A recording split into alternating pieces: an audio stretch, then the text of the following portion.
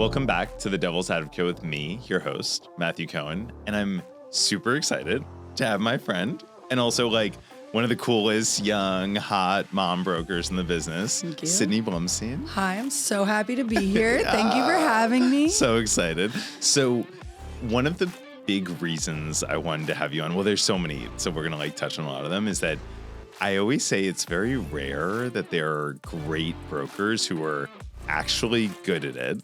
Thank you. Who are stable, as stable as you can be mentally. Doing my best.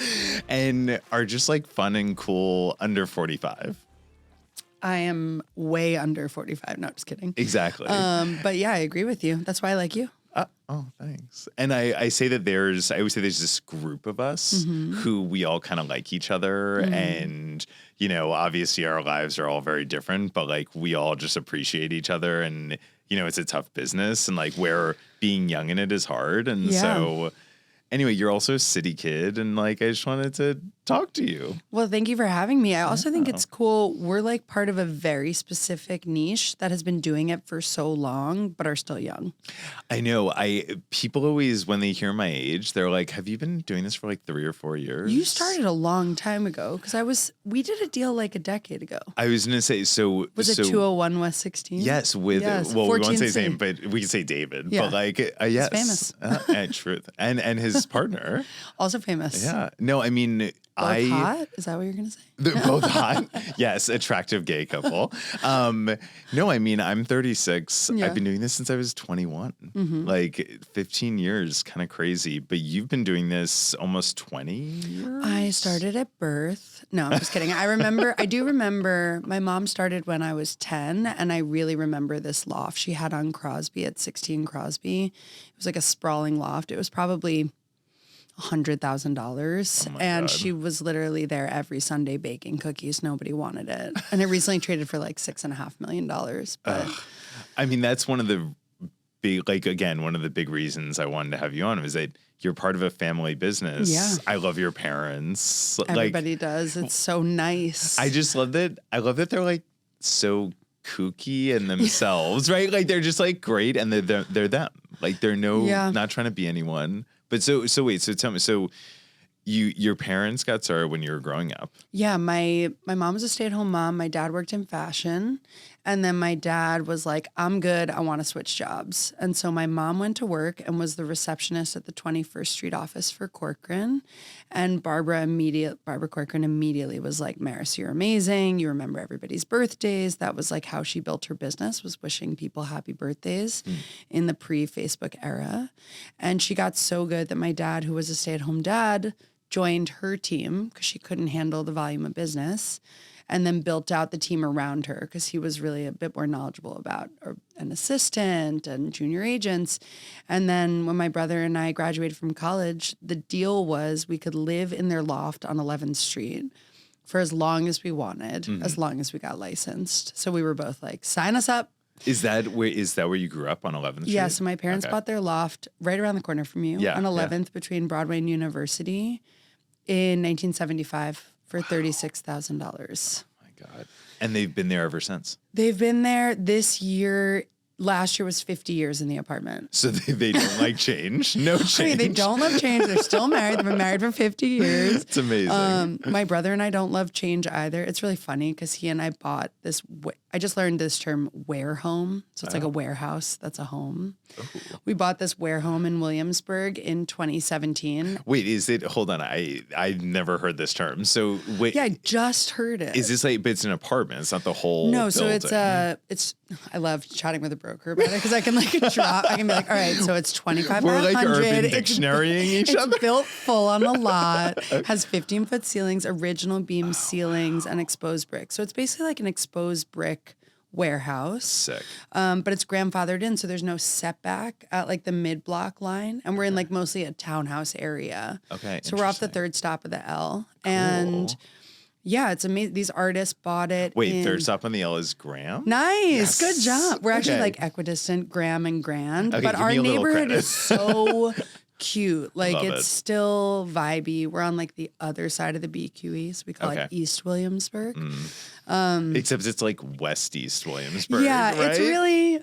it's such a like it's a nameless neighborhood for the moment. Okay. But I think I'm going to really like plant my flag and establish like a new term for the area. It's Love like the it. Graham stop. The Graham Meet you at the Graham stop. I want to make something out of like West East Williamsburg. I like that. I was something inclined to do the same.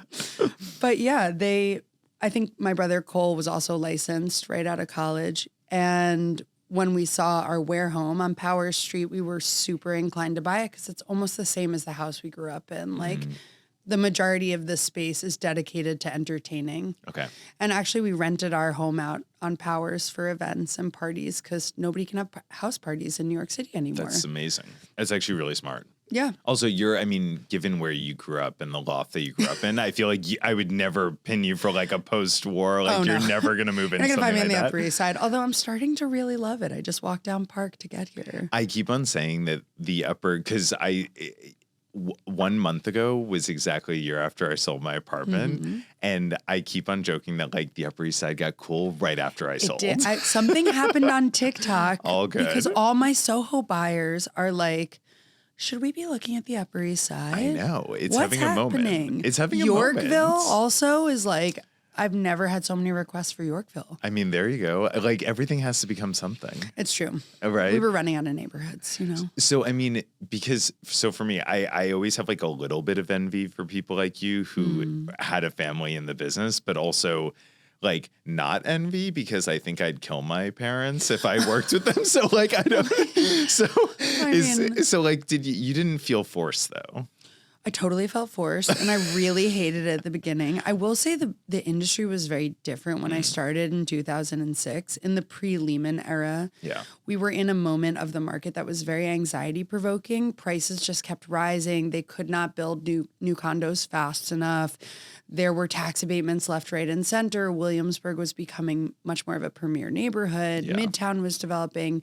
And I remember I was 22 and I was like, what the fuck? How am I ever going to buy an apartment for myself? And working really hard. And I sold an apartment and went on a trip around the world because that's what my parents gave me as a closing gift. I love that. They're the coolest parents in the world. They really are. And when I came back, Lehman crashed that day.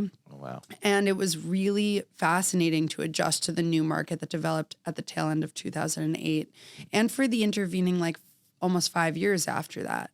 And I think it created a lot of patience in me as a broker and also really established me in an understanding that rentals do lead to purchasing clients and that the more buildings you know about, the better you'll be. And basically to work long term. Yeah. They're like, right, it's a marathon, not a sprint. Totally. Right. And I think a lot of the people who've come into the business in the recent times or in that like 2014 to 2018 upward swing thought it was just like buy, sell. It was great price. I remember going to sellers and being like, whatever price you want, Totally. let's try it. That was the best that 4 was years. so You good. kidding? Oh my my loved God. that. Yes. Now it's like, thank you so much for telling me your pricing thoughts. We can try that for 2 weeks on the broker to broker system. And when it fails, can we try my technique? So you're so much more polite than I am about it. I meet with sellers and I'm like, well, I appreciate that you're unrealistic, but I'm happy to be your second or third broker. Oh yeah, Like, that's like the joke. It's like first mistress, second wife, third broker. Yes. Yeah, which is maybe not. It's like a little taboo for this era. But sorry, you go on. but you know, have you seen that chart that Barbara Corcoran made in 1979? It's like value of an apartment and time on market, and your first 2 weeks are really the only part that matter. And I still use this chart all the time because it's like if we don't do it right the first time, what's the point? It's like when you walk into the party with a great outfit, everybody like turns to look. Right. They're not going to do it like an hour You can't like later. leave the party, change your outfit. Well, you could. It's interesting. actually, yeah. It's interesting. No, I always tell the sellers the same thing. I'm like, you need to be right out of the gate. Yeah. Like, and that's I actually like that you say 2 weeks. I say 3 weeks. I give them Yeah. like a little Two bit of open cushion. house cycles. Yeah. I'm like, you're going to get 90% of your eyes. Definitely. And so it's important. But enough about the market. More about you. Come on. Like this tell is you what it's anything. all about.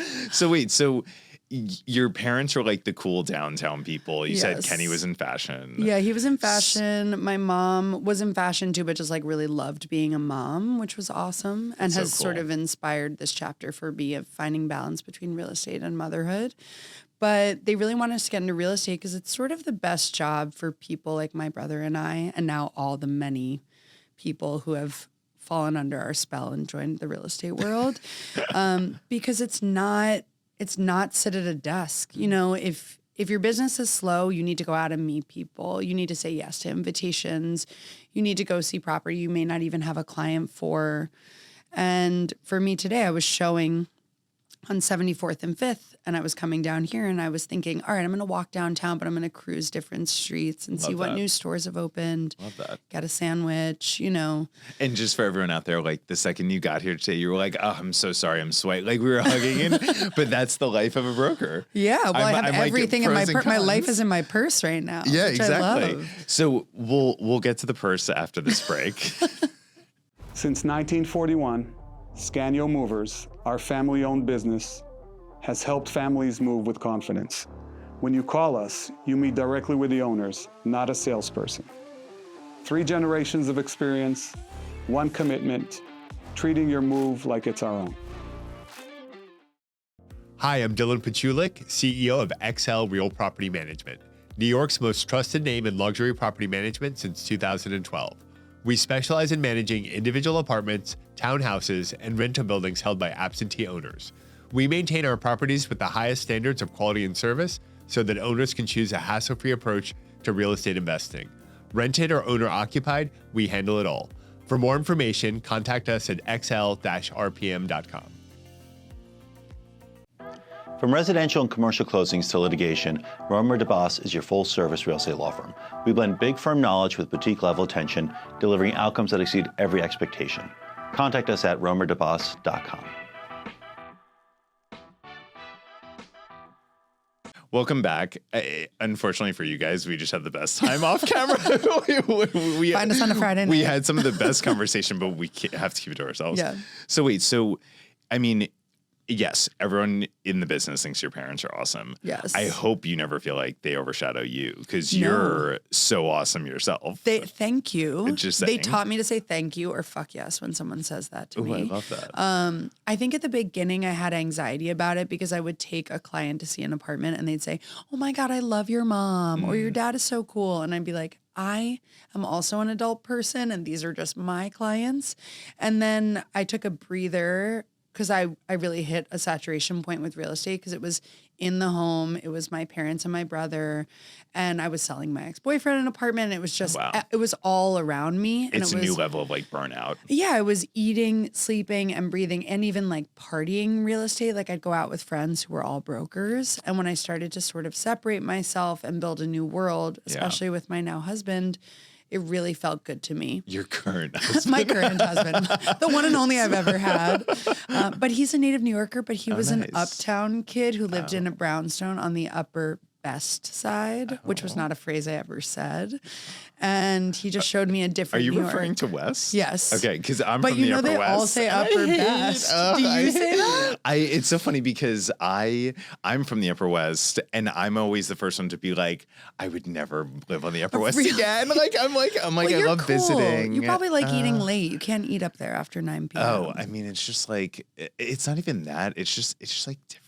Like we can talk about. We'll do that in the next break. Like I always feel like I'm like the gays like took it over. Like I need That's to like so interesting. Yeah, I need to live with the Yentas. Okay, well, you like, picked the village. That's It's like great. I Although, like, are we violating fair housing now? I mean, I hope not. Mom Donnie might think otherwise, but so sorry. Well, I mean, I think what's been really fascinating with my parents is watching the recent era of social media really matter to real estate brokers.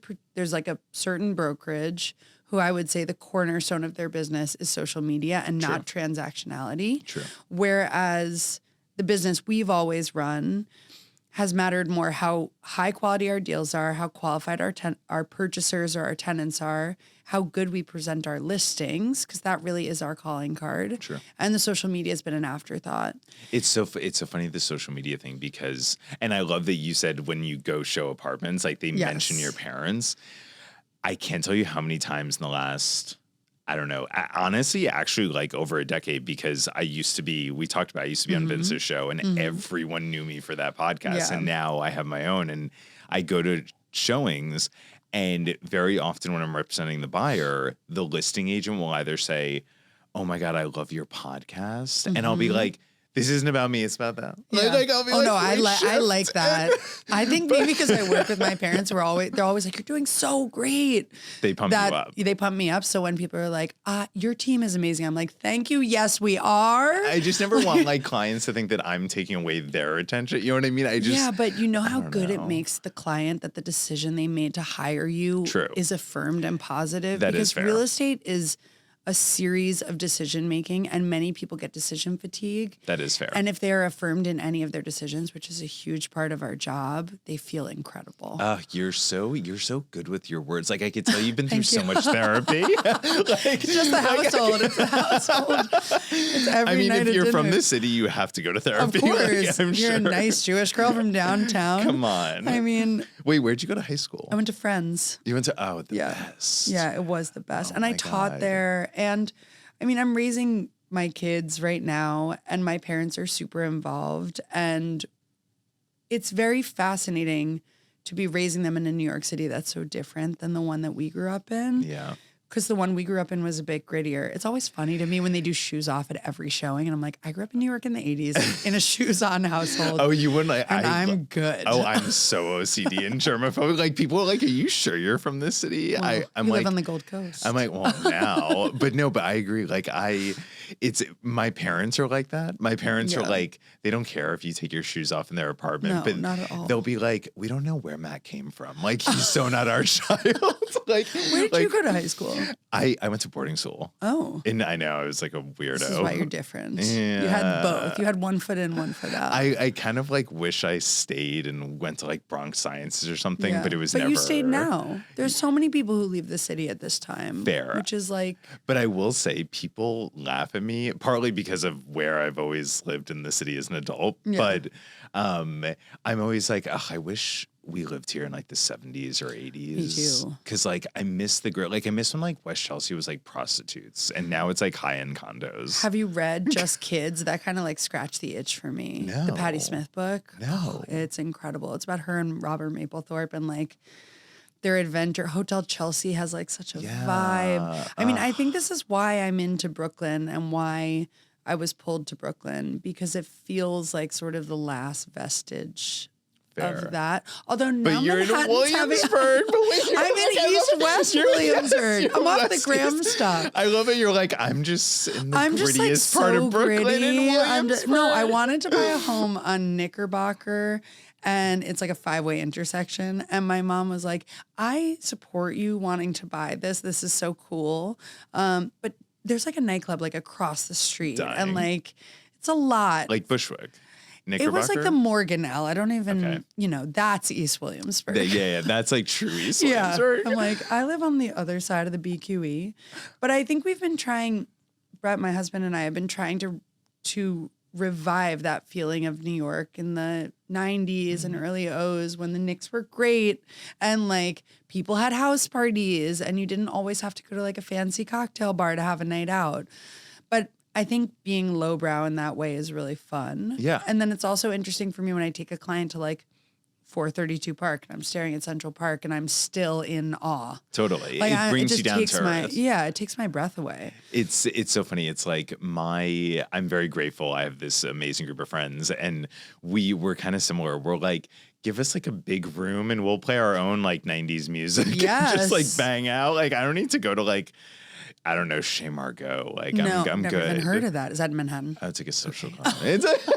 Oh, please. I'm like, I was at Public Records this weekend. Have you been there? Oh, of course I've been there. Hey. I do Brooklyn. How about I Refuge? do- I Have you do- been to Refuge? I'm more of like a Public Records, Okay. Animal. Oh, like I've that been to East Animal. Williamsburg. Hey, Yeah, love. there you go. Come on. That now we're like really flirting with the Yeah. boundaries of East Williamsburg. They're really blurry. But here's the thing. have you been to 456? That's one of my favorite bars. No. That's like a living room vibe. We'll need to like go Okay, down the let's list. actually, that's a cool There's thing to another one do. in Boerum Hill I really like that I can't think of. It's like on the border of Boerum Hill and downtown Brooklyn. Oh, I can't think. Anyway, wait. But hold on.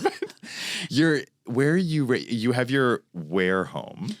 where are the I feel like I kids did a really good job of like brokering myself out of Yes. answering that question. but where are you and Brooke gonna raise the kids? We're going to raise the kids in our warehome, which has a name, which is Casa Powers, which is really cool because about 2 years after we bought it, which was just such a big moment. We always wanted a lot of space. It was the most space we could get for our money. And I'd been on the market with 3 different brokers. Oh, and then you know. Yeah, I just saw it. I recognized it has a curb cut. It has 2,500 square foot of buildable. You have a curb cut. Yeah, it has so that many changes elements. everything. And it was very organic to split it into 2 apartments. So my brother had the front, we had the back, and we had a retractable soundproof wall called a toodaloo, which I really liked.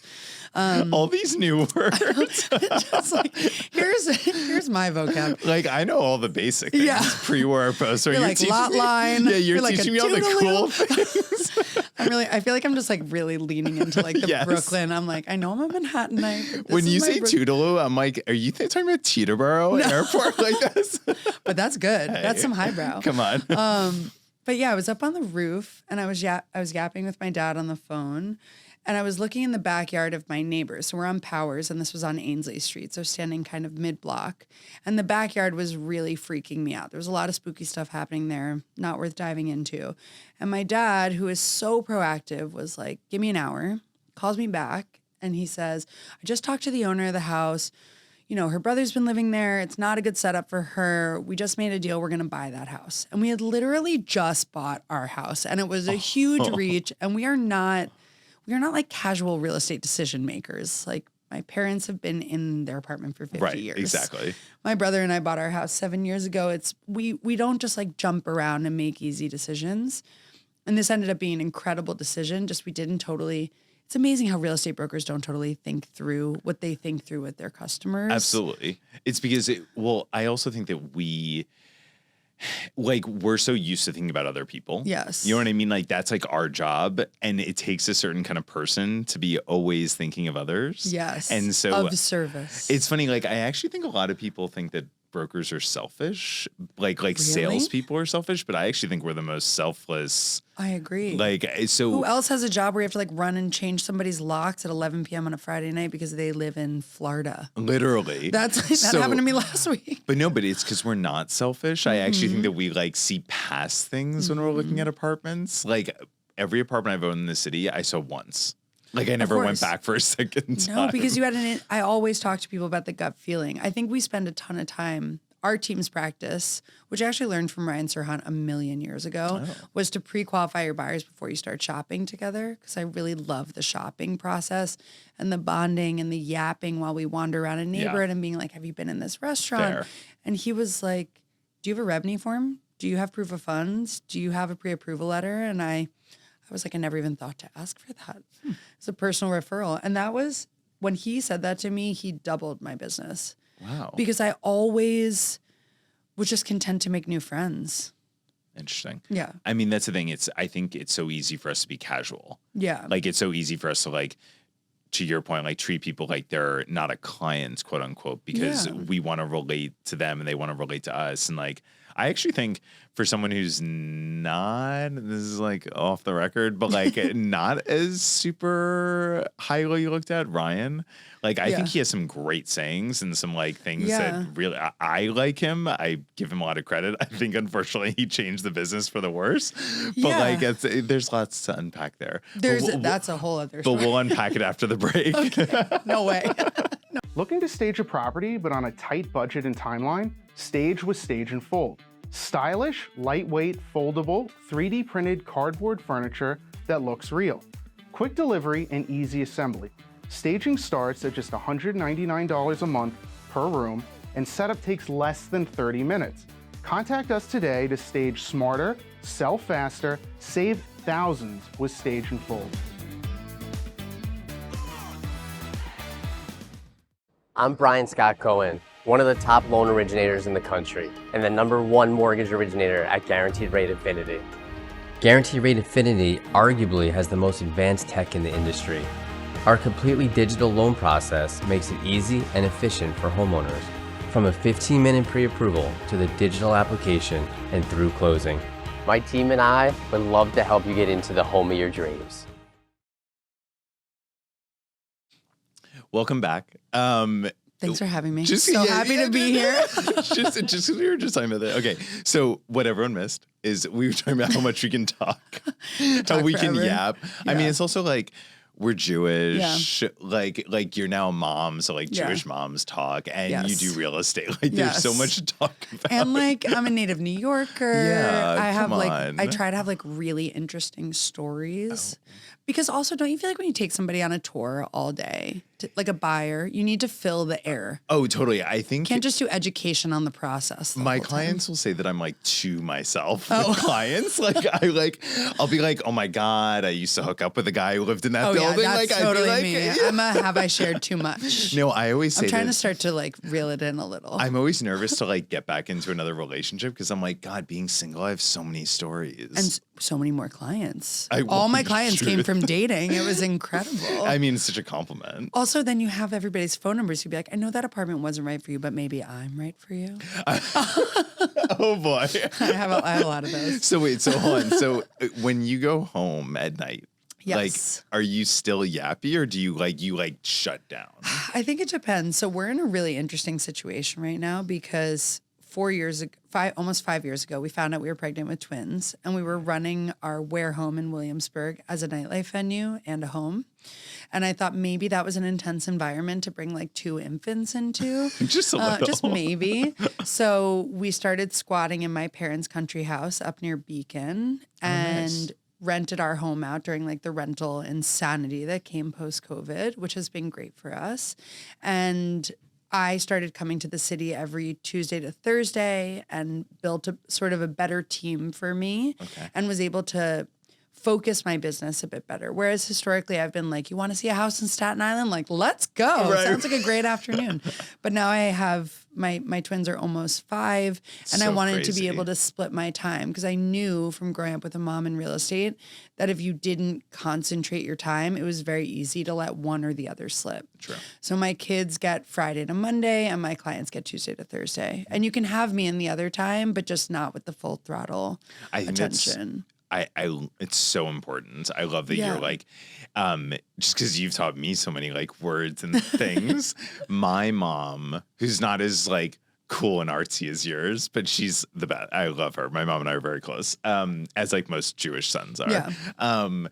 She has a saying that we all have buckets in our life. I like that. And so like your friends and family are a bucket, your love life is a bucket, your work is a bucket. At least like when she would talk to me. Like you, I would say agree. like your kids are a bucket, Yes. right? Like work and then friends and family. And so she would always say it's nearly impossible to have every bucket full at the same time. There's Oh, I always going to love be this. she's like, there's always going to be a bucket that pours out a little bit. And so it like, that's what I think of when you're talking about like, you have to be smarter about your time now that you have kids. Yes. Like when you're evolving as a person yourself, you also have to evolve the things around you. I agree. And also I think real estate can be very all-consuming, especially it's not just my parents who work in the industry. It's my husband, my brother-in-laws, like one of the people on my team I know from kindergarten. Like that's so it's cool, my though. whole world, Yeah. you know? And it's cool how my world bleeds into my business and vice versa because it makes it feel more organic. I'd really struggle if my job was just completely separate.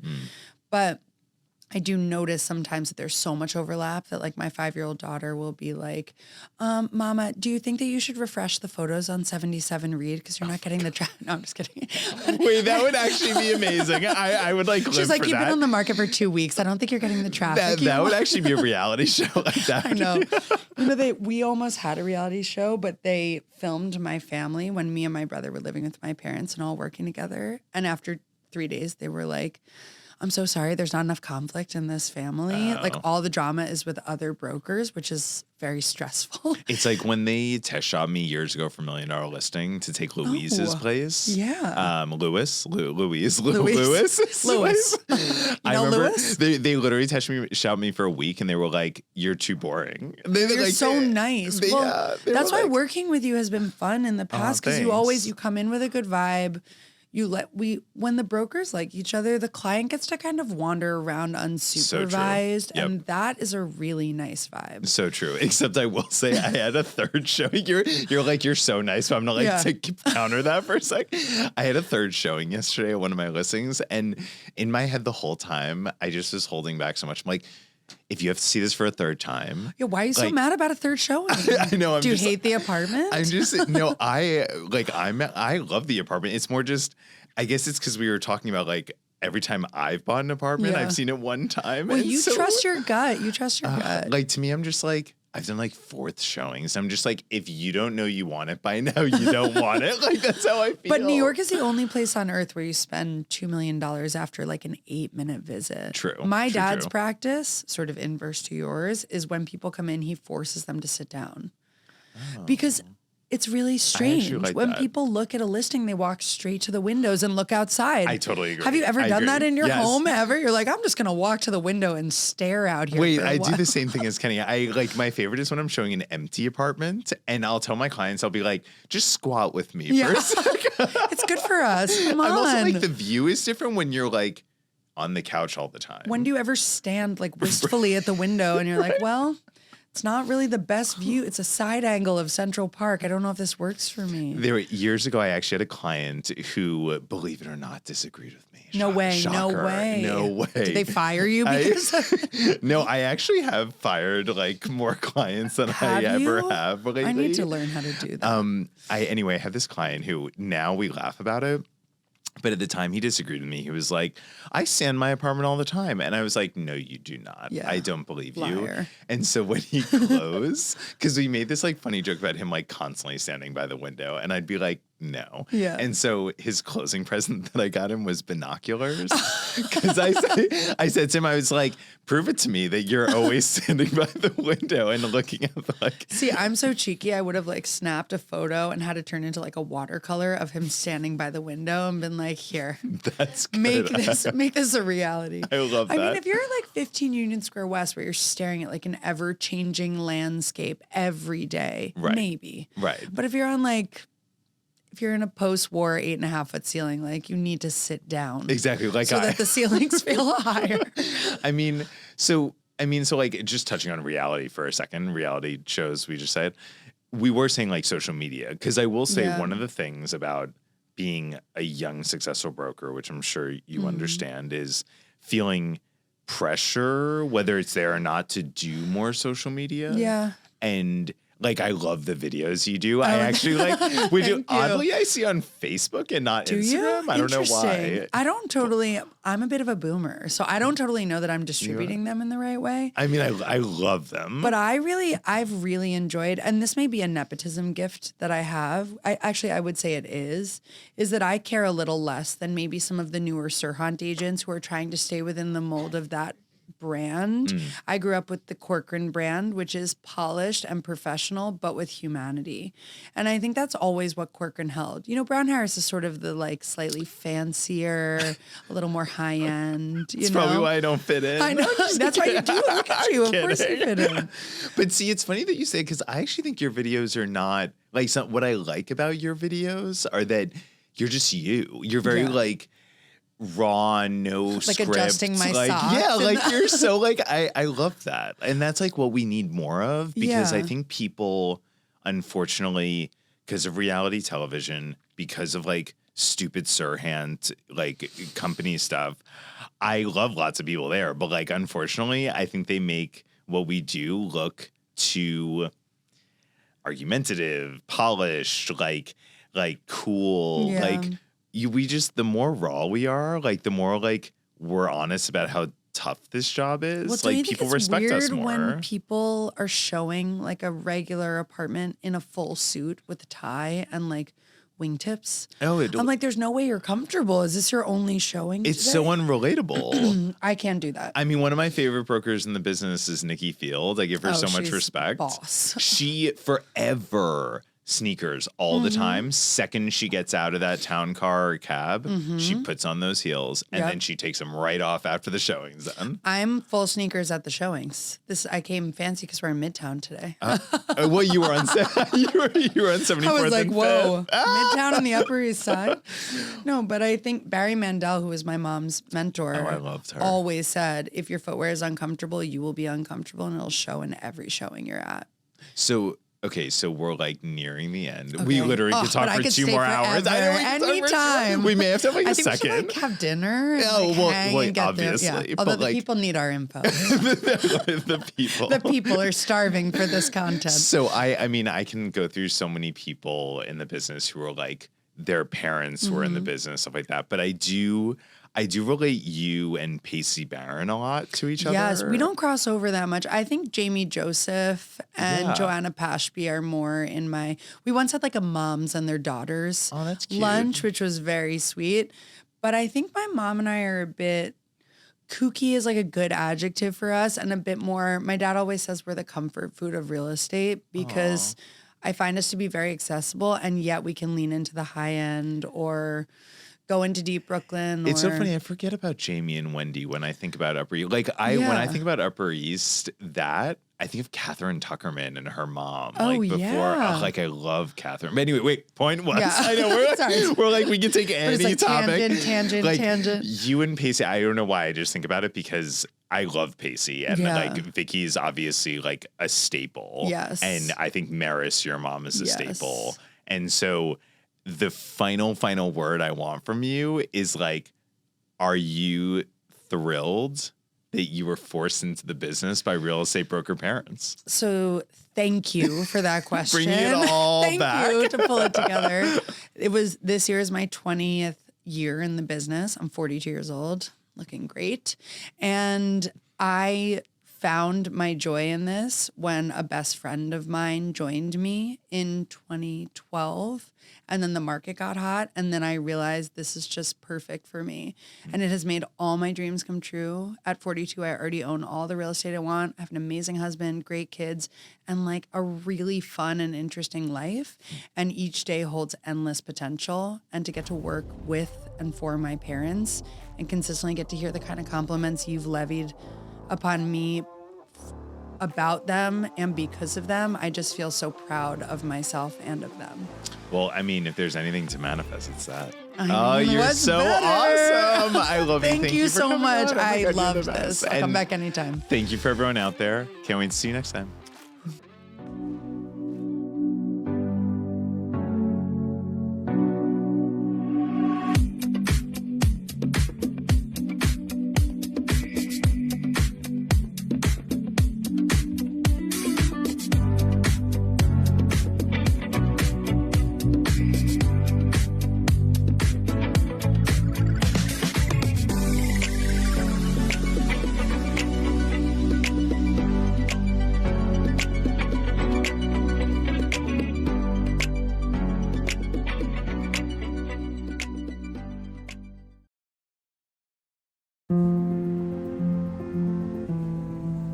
What do you really need to know about buying or selling a home?